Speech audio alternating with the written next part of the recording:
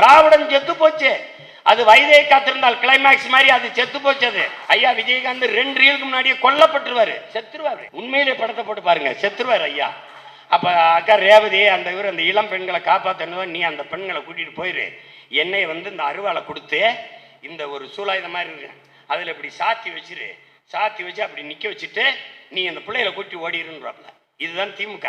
அவர் செஞ்சது உயர்ந்த நோக்கத்துக்கு. ஆனா நீ இதுதான் கதை. அவர் 2 ரீலுக்கு முன்னாடியே கொல்லப்பட்டுறாப்ல, செத்துருச்சு திராவிடம். இப்ப அருவாளை வச்சுக்கிட்டு அப்படியே நிக்குது.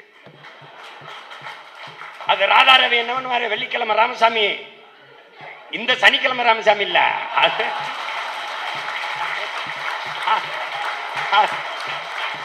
அது படத்துல வந்த வெள்ளிக்கிழமை ராமசாமி.